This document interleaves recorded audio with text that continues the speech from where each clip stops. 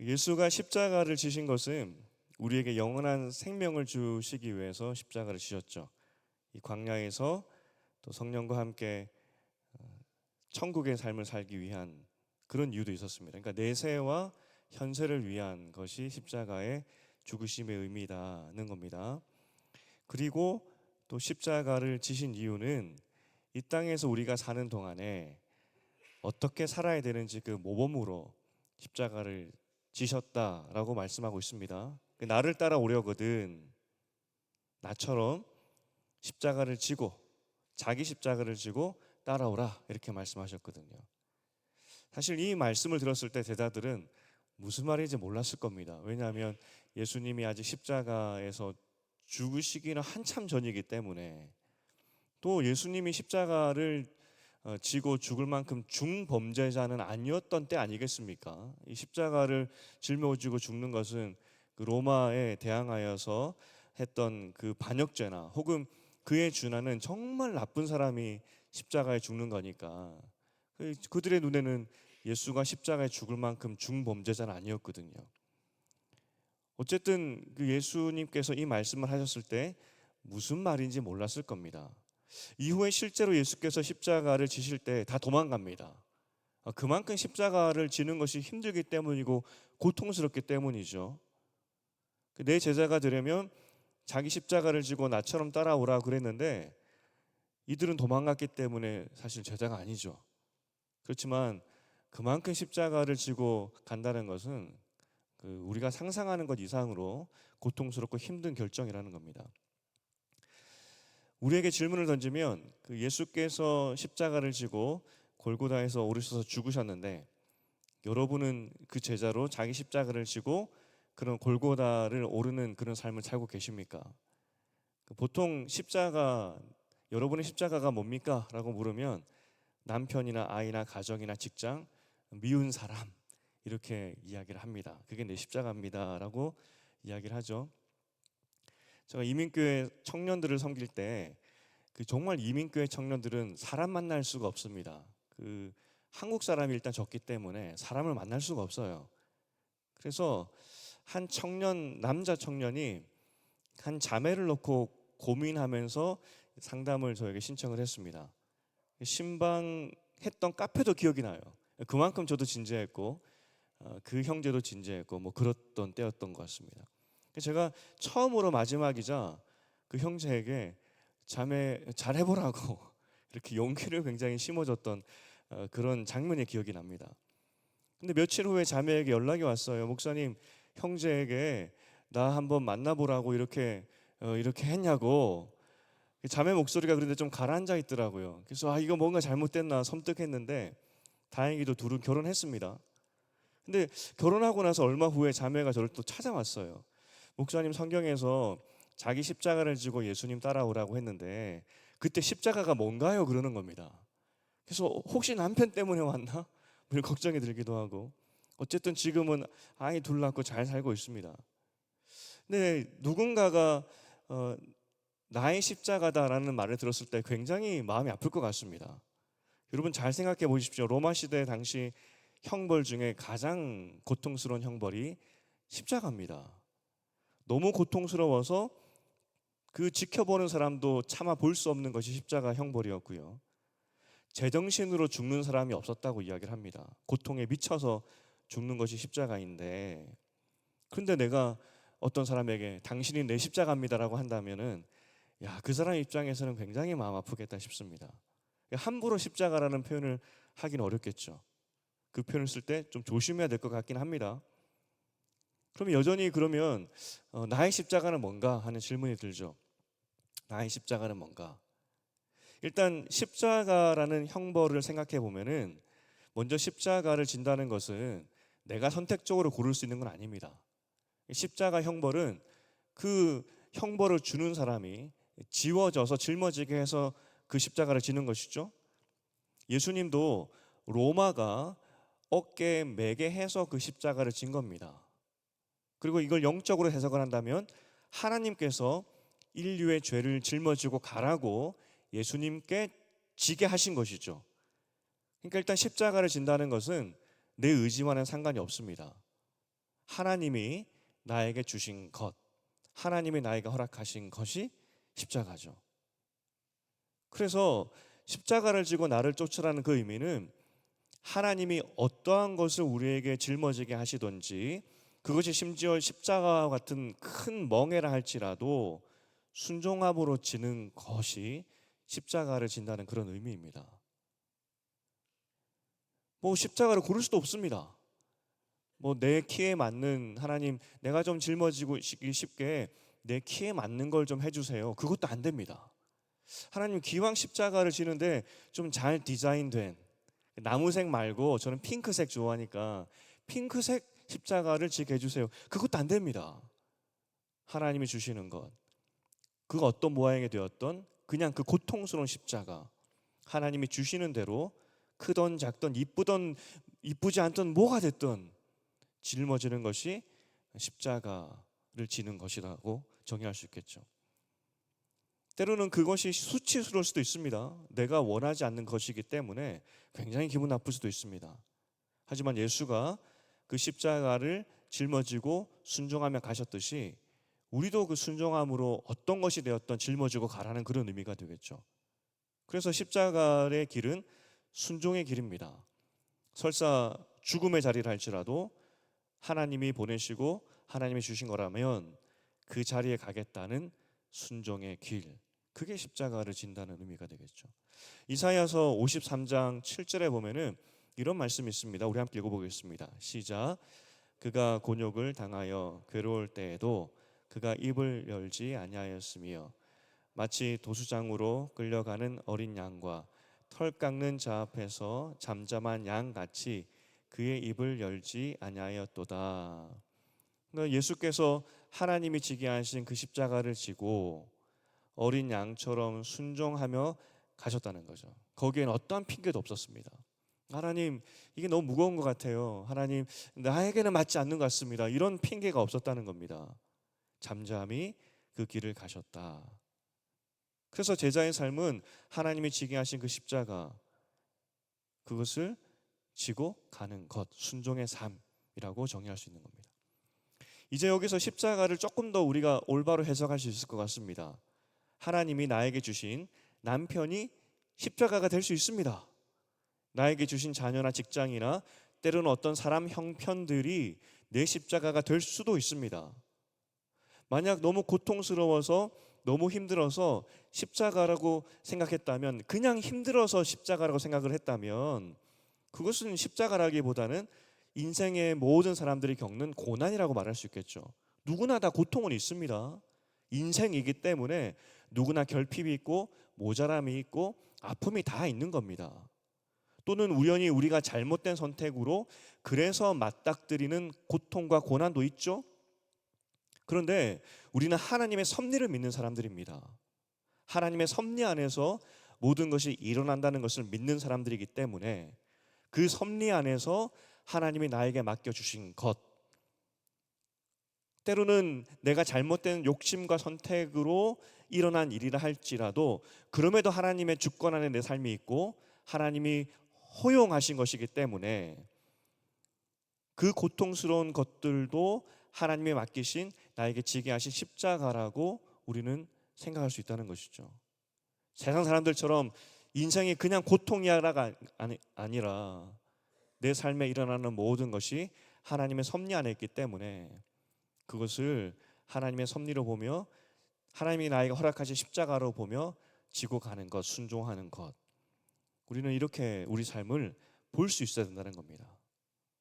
그러니까 이렇게 보면은 십자가를 바라보는 눈이 조금 달라져야 되지 않겠습니까?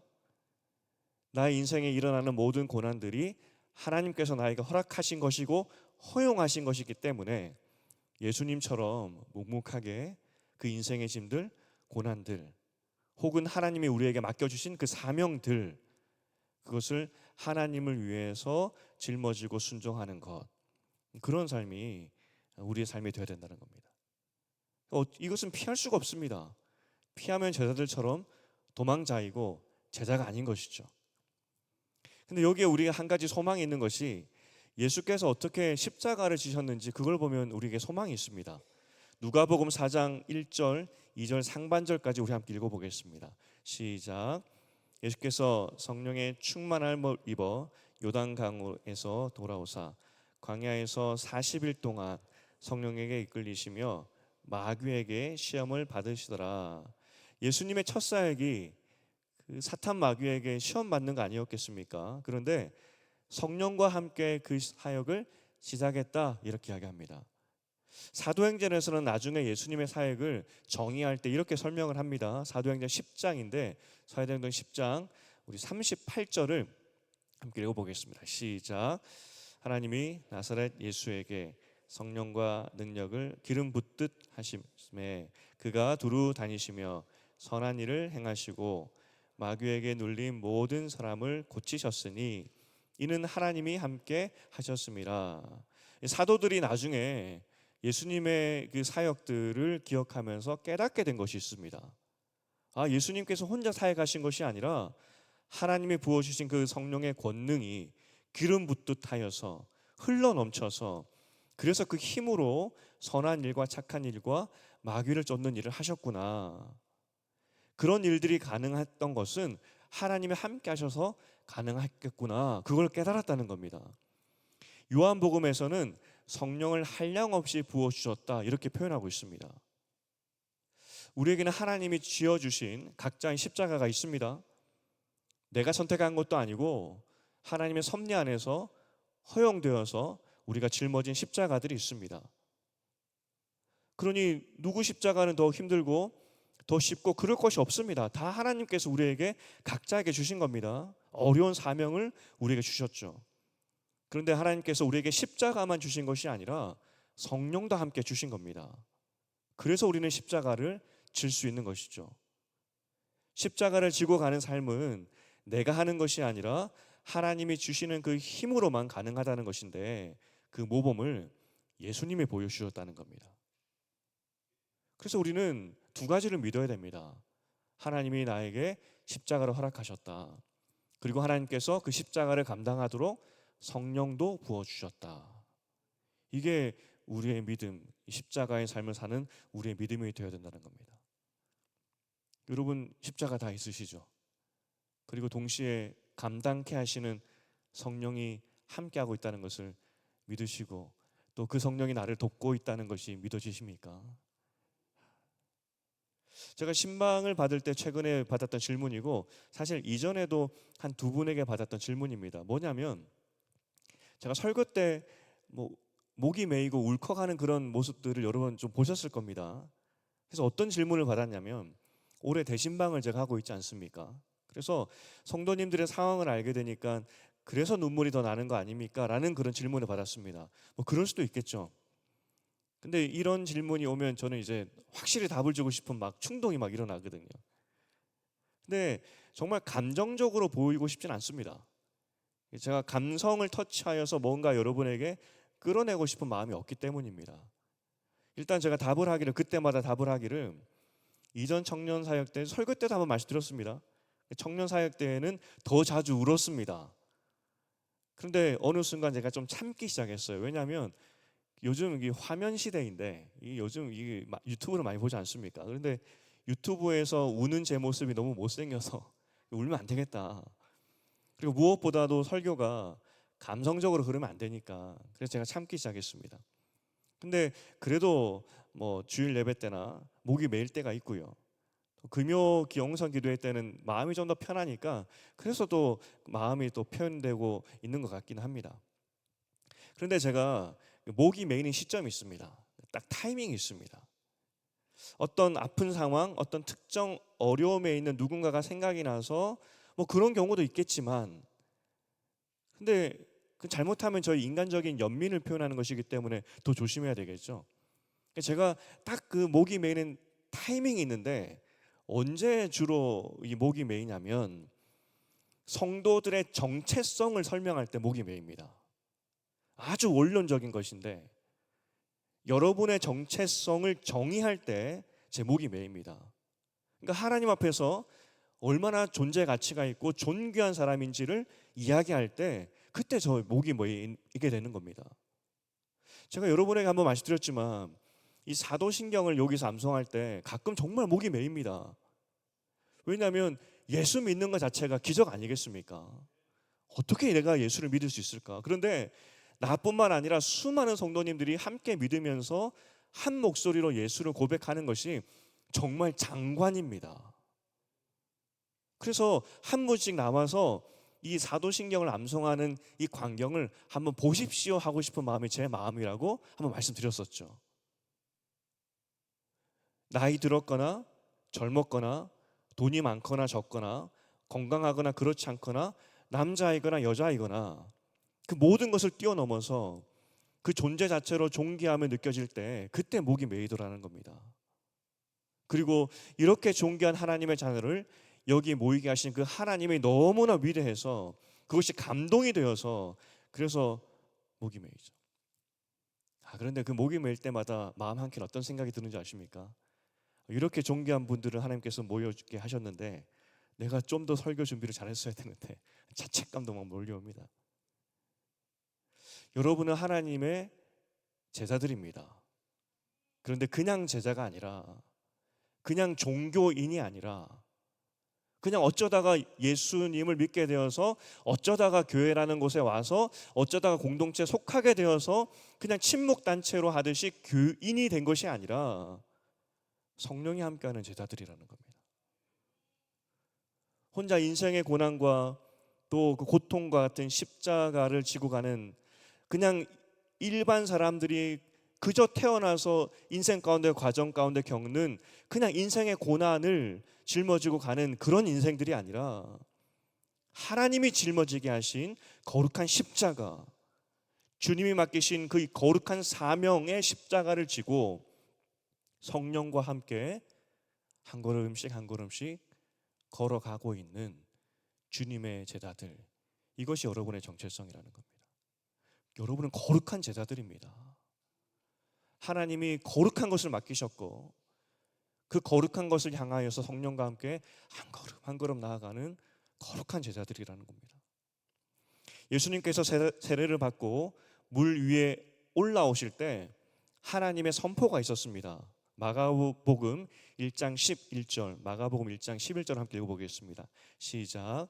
하늘로부터 소리가 나기를 너는 내 사랑하는 아들이라 내가 너를 기뻐하노라 하시니라. 이 음성을 옆에 있는 사람들은 듣지 못했습니다. 그런데 우리는 이 음성을 믿죠. 그리고 그 동일한 음성으로 우리를 향해서 너는 내 사랑하는 아들이라 너는 내 사랑하는 딸이라 내가 너를 기뻐하노라. 이 음성이 있기 때문에 우리는 하나님께서 우리에게 지게 하신 그 십자가를 지고 가는 겁니다.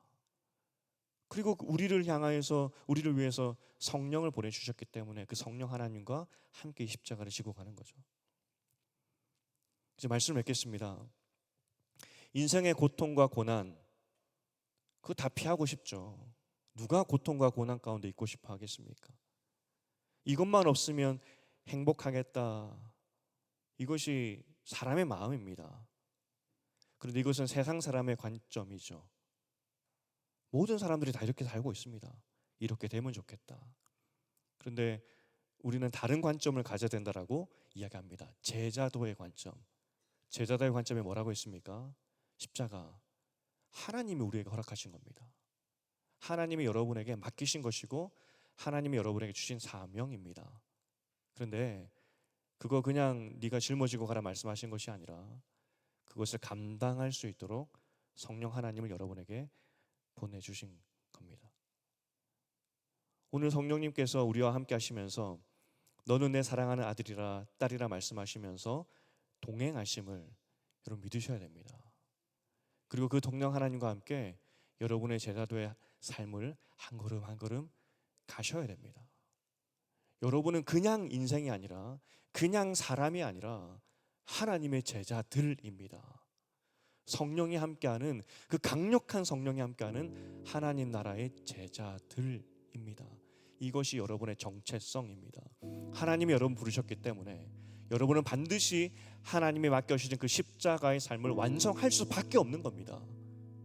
이 믿음으로 주님 오늘 하루 다시 한번 이 사명 주님과 함께 짊어지고 가보겠습니다. 그래서 이 끝에, 결국 이 제자 삶의 끝에 나를 맞아주시고 수고했다 칭찬하실 그 하나님 바라보면서 다시 한번 가보겠습니다. 나에게 성령의 권능으로 함께하여 주시옵소서.